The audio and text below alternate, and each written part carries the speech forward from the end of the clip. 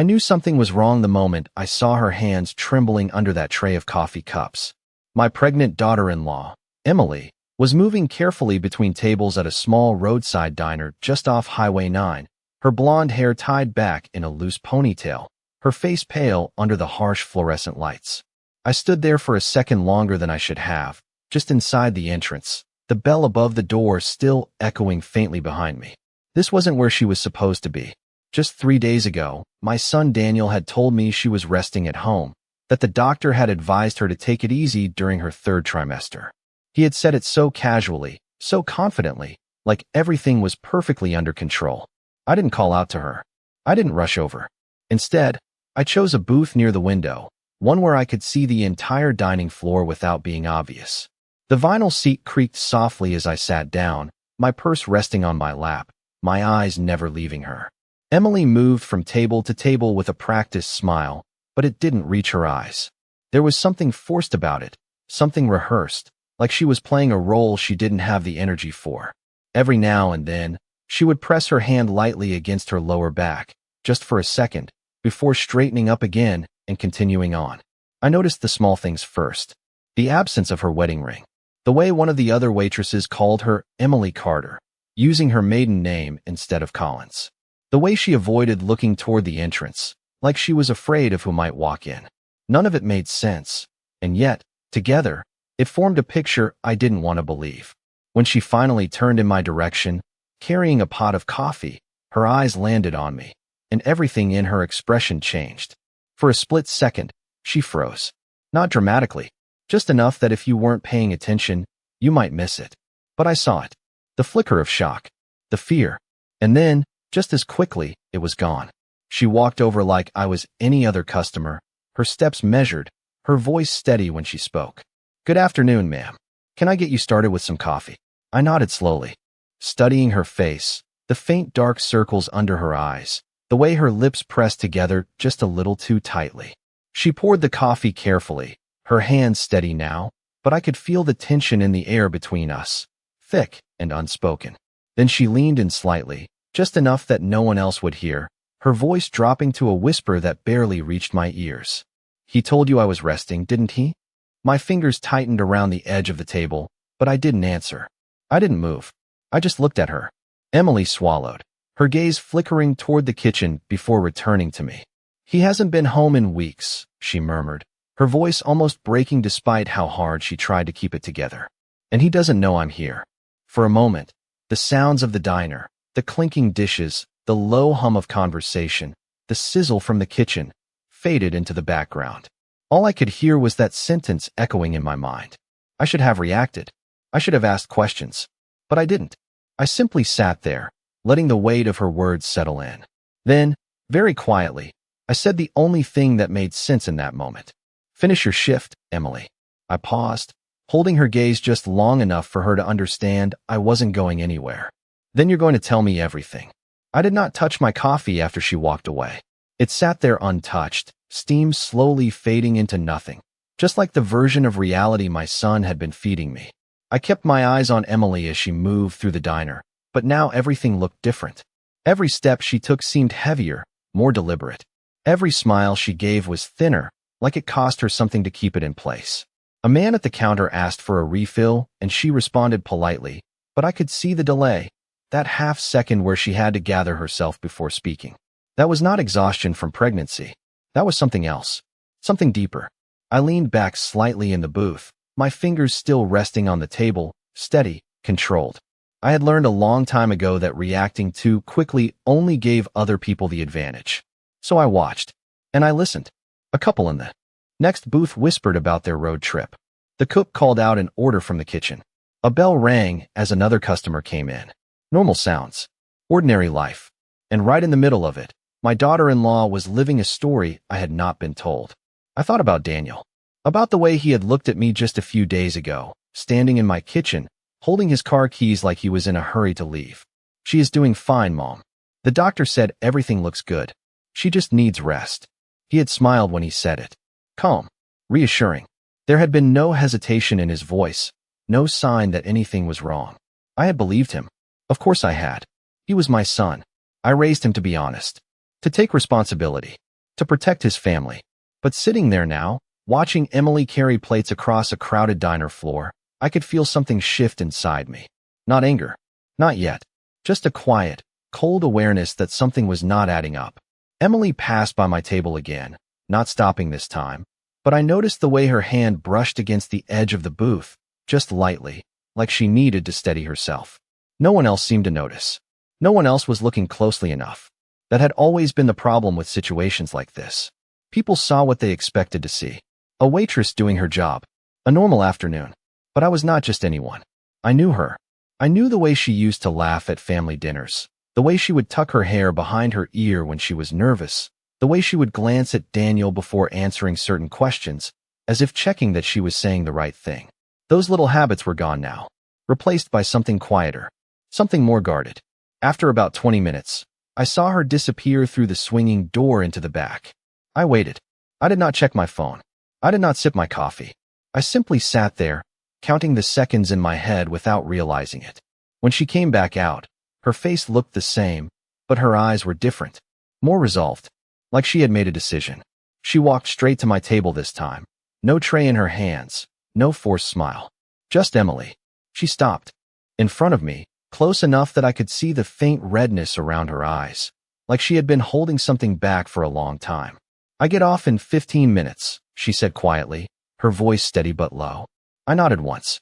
Nothing more. She hesitated for a fraction of a second, then added, there is a bench behind the building, near the delivery entrance. I met her gaze, holding it just long enough for her to understand that I had heard her, that I was not going anywhere, that whatever was waiting on that bench was something we were both about to face. Then she turned and walked away again, blending back into the rhythm of the diner as if nothing had happened, leaving me alone with a question that was growing heavier with every passing second. What exactly had my son done? I stepped outside before she did. The late afternoon air felt different out there, cooler, quieter, like the world had slowed down just enough for the truth to catch up. The back of the diner was nothing like the front. No chatter, no clinking dishes, just a narrow strip of pavement, a faded delivery door, and a wooden bench that had clearly seen better days. I sat down, folding my hands in my lap, keeping my posture straight, my breathing steady. Across the small parking lot, I could hear the distant hum of traffic from the highway, cars passing by without a second thought, people moving on with their lives. For a moment, I wondered how many of them believed everything was exactly as it seemed. I used to be one of them. I used to believe that if something was wrong in my family, I would know, that I would feel it. But I had been sitting in my own kitchen just days ago, listening to my son tell me everything was fine, and I had accepted it without question. That realization settled over me like a quiet weight. The back door creaked open behind me, and I did not turn right away. I did not need to. I could hear her footsteps, slower now, more careful, each one measured against the strain her body was carrying. When she finally sat down beside me, there was a small space between us, not physical distance, but something unspoken, something that had been building for longer than either of us had realized. For a few seconds, neither of us spoke. The silence was not awkward. It was heavy, necessary. I turned my head slightly and looked at her. Up close, there was no hiding it. The fatigue in her eyes. The way her shoulders curved forward just a little too much. The faint crease between her brows that had not been there before. She kept her hands folded over her stomach, protective, instinctive. How far along are you now? I asked quietly. 32 weeks, she replied, her voice steady but softer than before. I nodded once, letting that sink in. 32 weeks. 8 months. That was not a stage where anyone should be carrying trays in a busy diner, pretending everything was normal. Not unless they had no other choice. I let a few more seconds pass before speaking again. Start at the beginning, Emily. I did not raise my voice. I did not push. I simply gave her space to decide how much she was ready to say. She exhaled slowly, her gaze dropping to her hands. For a moment, I thought she might hold back, that she might protect him, even now. But then she shook her head, just slightly, like she was letting go of something she had been holding onto for too long. It started about 2 months ago, she said. Daniel began coming home later and later. At first, he said it was work. New project, longer hours. I believed him. She let out a quiet breath, almost a humorless laugh. I wanted to believe him. I did not interrupt. I did not react. I just listened. Then he stopped coming home altogether, she continued. At first, it was one night. Then two. Then a week. He said he was staying with a friend, that he needed space. That things were stressful. She swallowed, her voice tightening just slightly. I asked him what I did wrong. That sentence hung in the air longer than the others. I felt it, sharp and quiet at the same time. And what did he say? I asked. Emily looked up at me then, her eyes clearer than they had been inside the diner. But there was something else there now, too. Not just hurt. Not just exhaustion. Something colder. He said I was too much, she replied. Too emotional. Too dependent. That he needed time to think. I leaned back slightly, absorbing every word, every detail. There it was. The first crack in the story I had been told. Not loud. Not dramatic. Just enough to let the truth start slipping through. And for the first time since I had walked into that diner, I felt something shift into place. Not confusion anymore. Not doubt. Just clarity. And a growing understanding that whatever came next, it was going to be a lot bigger than I had expected. She did not cry when she said it, and somehow that made it worse. I studied her face as the words settled between us, trying to find something familiar, something that still belonged to the girl who used to sit at my dining table laughing over Sunday dinners. But that version of Emily felt distant now, like a photograph from another life. And the money? I asked quietly, my voice steady, controlled. How long since he stopped contributing? She hesitated, just for a moment, then answered, about 6 weeks. 6 weeks. I let that number sit in my mind, measuring it against everything I had been told. 6 weeks of silence. 6 weeks of absence. And yet, just 3 days ago, my son had stood in my kitchen and assured me everything was fine. Not struggling. Not complicated. Fine. I looked out across the parking lot, watching a pickup truck pull in and then drive off again, the driver deciding not to stop. People make decisions like that every day. Stay, leave, pretend, face the truth. I tried to make it work at first, Emily continued, her voice softer now, like she was talking more to herself than to me. I used my savings, paid the rent, covered the bills. I thought he just needed time. She gave a small, almost embarrassed smile. I kept telling myself that if I just stayed calm, if I did not push him, he would come back. I nodded slowly, not because I agreed, but because I understood the instinct. Hold things together. Protect the illusion. Wait for the person you love to remember who they are supposed to be.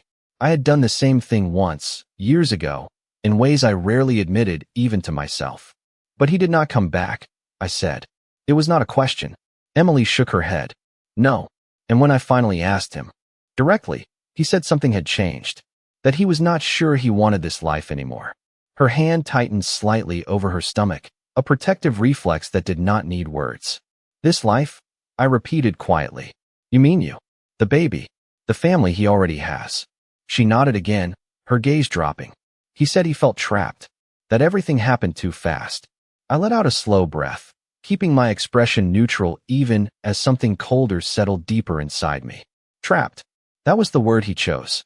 Not responsibility. Not commitment. Trapped. I turned slightly toward her, my posture still composed, my voice even. In the apartment? I asked. Are you still there? She shook her head once more. No. He stopped paying his half of the rent, and I could not cover it on my own anymore. I had to leave. There was no self-pity in her tone, just a statement of fact. So you came here, I said, glancing briefly toward the back door of the diner. For work. It was the only place that would hire me quickly, she replied. I needed something immediate. Something flexible.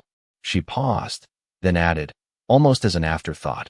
I have been staying in a small room above the diner. It is not much, but it is close. I felt that sentence more than I reacted to it. A small room, above a diner, at 8 months pregnant. I did not let the reaction show on my face. I had learned long ago that emotions, when used too soon, only clouded what needed to be seen clearly.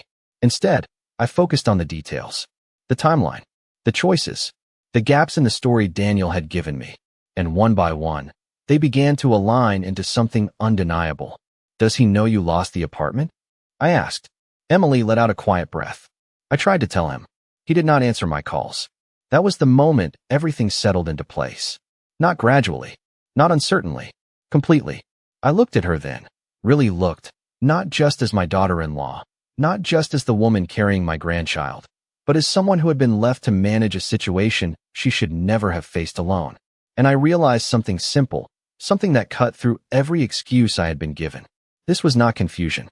This was not miscommunication. This was a decision. And now, so was mine. I did not respond right away.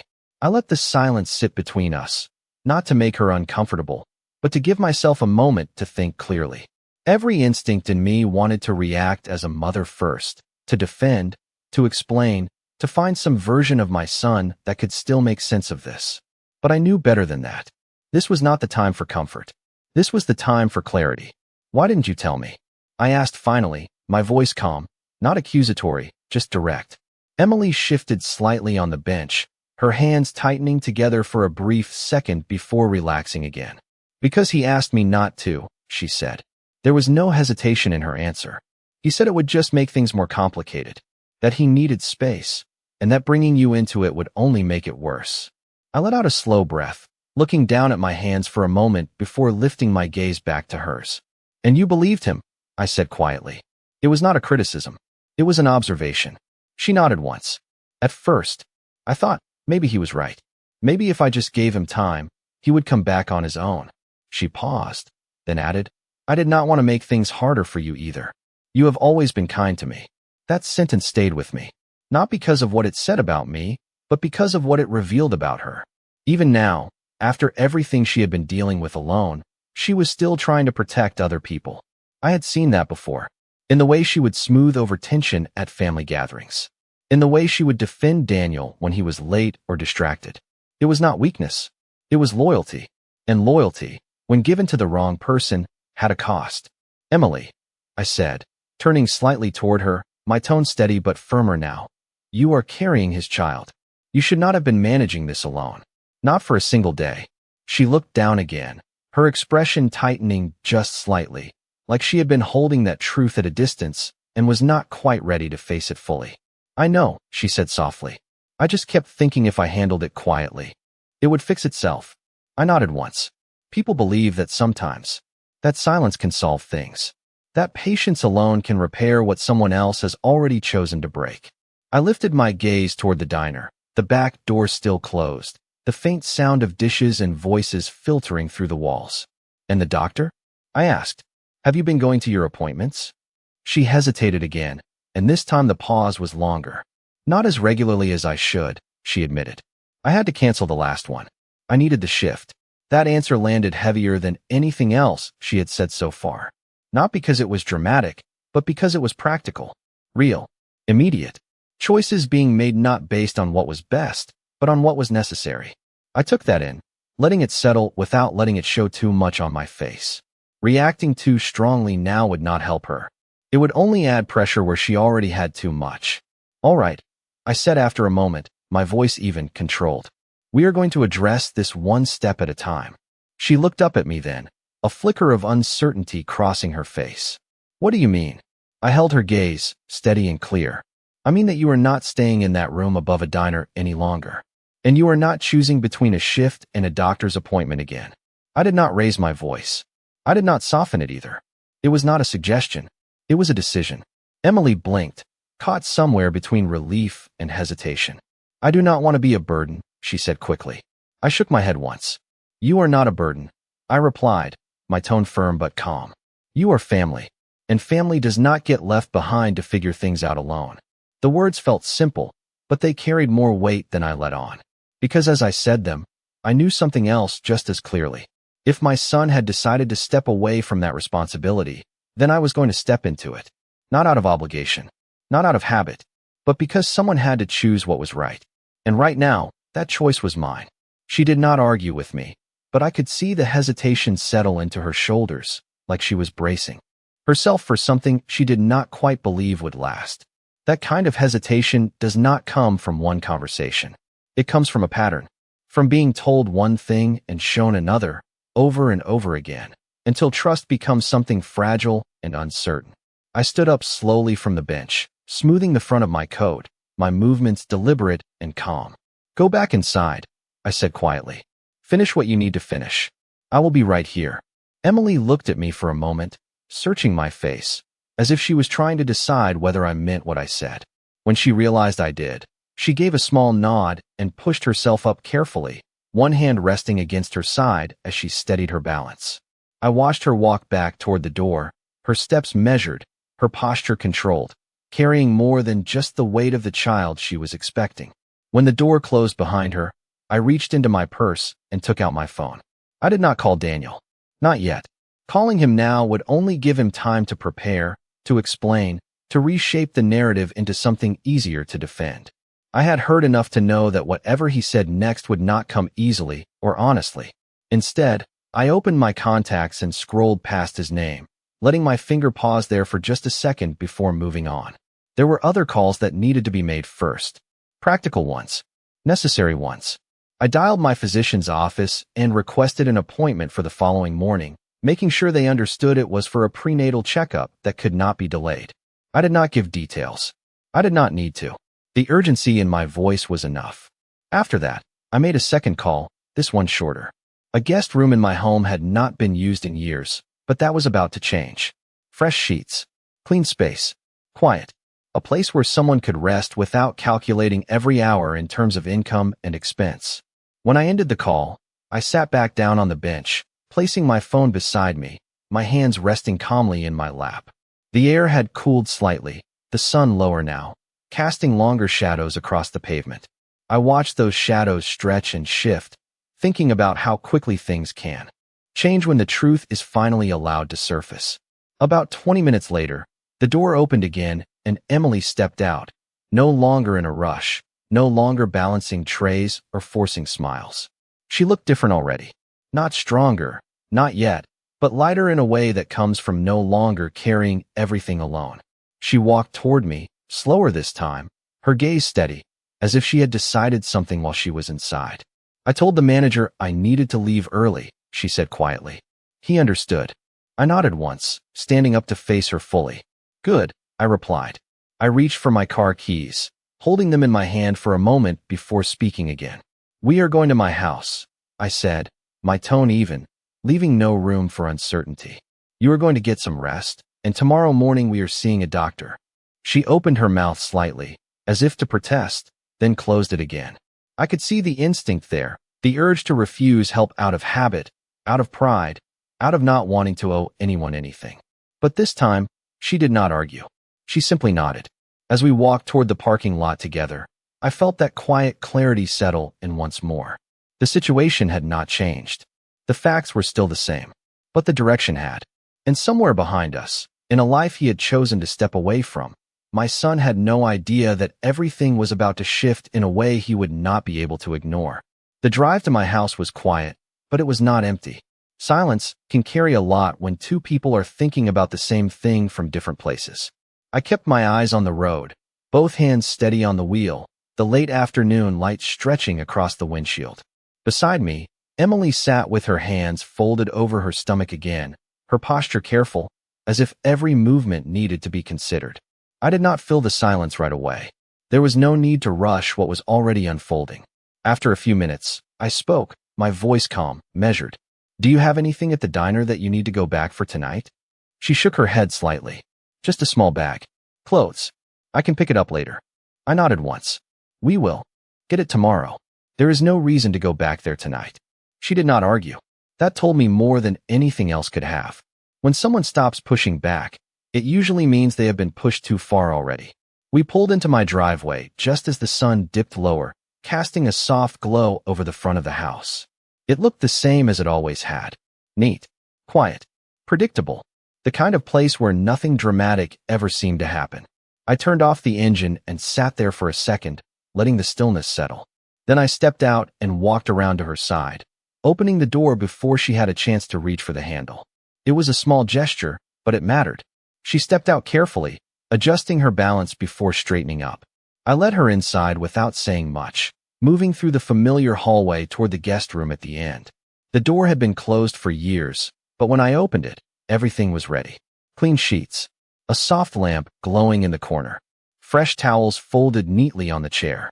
It was simple, but it was steady. You will stay here, I said, setting my purse down on the dresser. Emily stepped inside slowly, her eyes moving across the room as if she was taking in something she had not allowed herself to expect. "It is too much," she said quietly. I shook my head once. "It is exactly what is needed." She did not respond to that.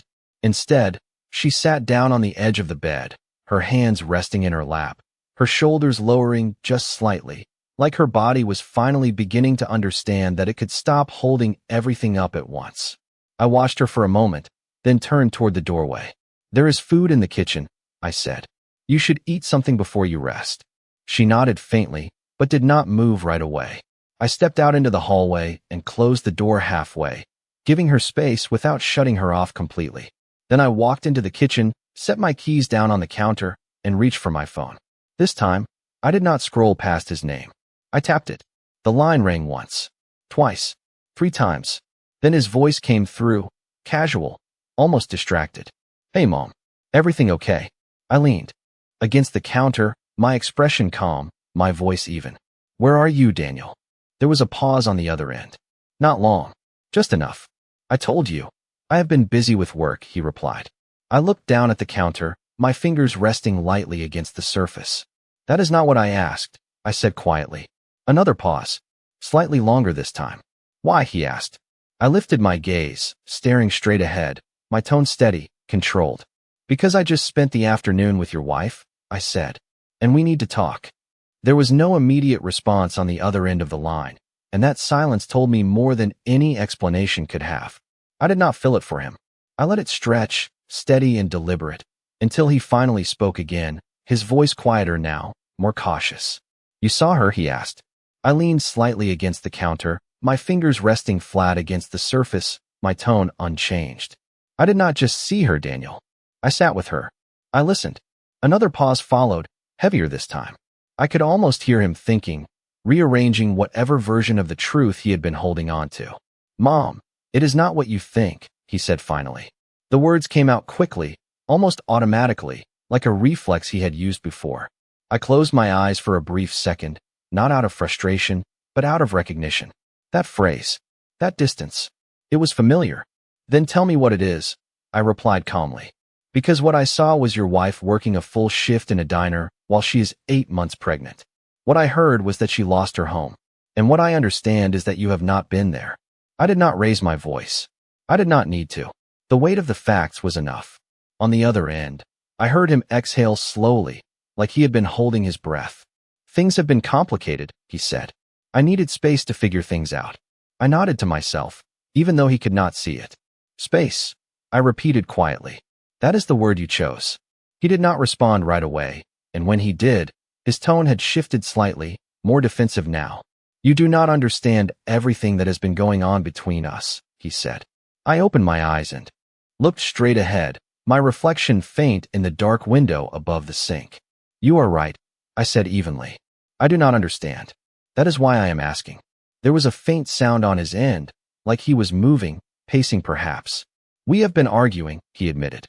"About the future. About responsibilities. It got to be too much." I listened without interrupting, letting him continue if he chose to. "I felt like I was losing myself," he added. "Everything became about the baby, about her needs, about what I was supposed to do. I needed time to think." I let that settle, measuring his words carefully. Losing himself. Too much. Time to think. They were all phrases that shifted focus away from the reality I had just witnessed. "And during that time," I said slowly, "you decided not to support her financially." There was a pause. "I told her I would help once things settled," he replied, but the certainty in his voice was gone. I turned slightly, glancing down the hallway toward the guest room, the door still partially closed. "She told me she had to leave the apartment," I continued. "That she could not reach you." This time, the silence stretched longer.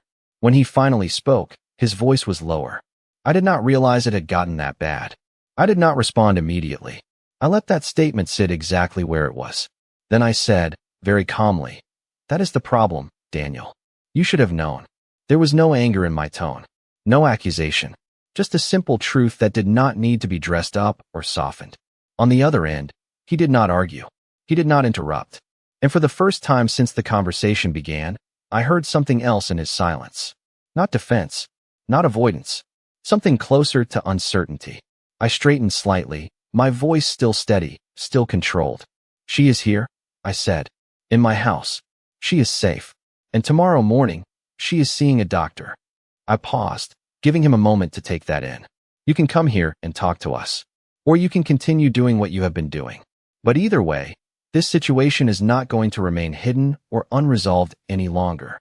I did not wait for an immediate answer. I did not push for one. I simply held the line, calm and unmoving, knowing that whatever he chose next would not just define his situation, but who he had decided to become. I did not hang up right away. Neither did he. The line stayed open, quiet but not disconnected, as if both of us understood that ending the call too quickly would make everything feel smaller than it actually was. Finally, Daniel spoke, his voice lower than before, stripped of the easy confidence he had started with. "I will come by tonight," he said.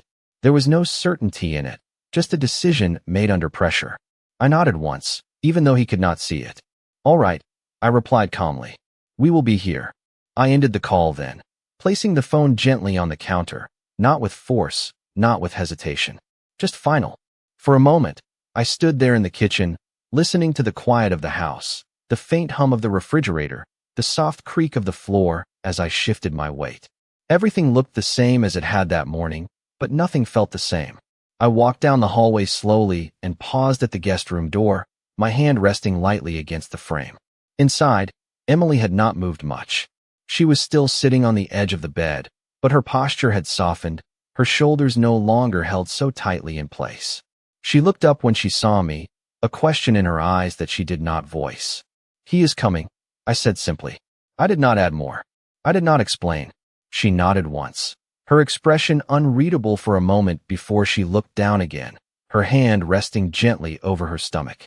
I stepped into the room and sat down in the chair across from her, keeping enough distance to give her space, but close enough that she did not feel alone. "You do not have to say anything tonight if you are not ready," I told her quietly. "This is not about forcing a conversation.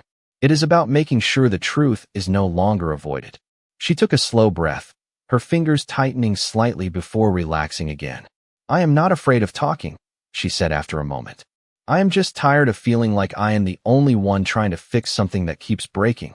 I nodded, understanding exactly what she meant without needing her to explain further. "Then tonight is not about fixing anything," I replied.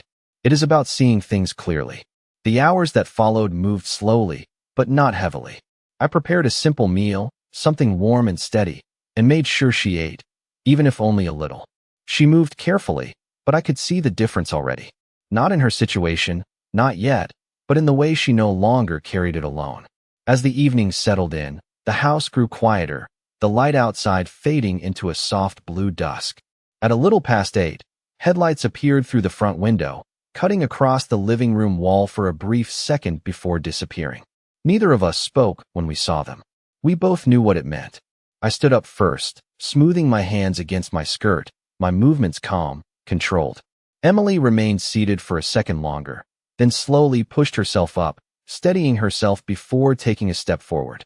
There was no panic in her movements, no rush, just a quiet readiness. The doorbell rang, sharp and clear in the stillness of the house. I walked to the front door, my hand resting on the handle for a brief moment before I opened it. Daniel stood there, looking exactly as he always had, and yet somehow not the same at all. His eyes moved past me almost immediately, searching, uncertain. I stepped aside without a word, giving him space to enter. And as he crossed the threshold, I realized something with complete clarity. This was no longer about what had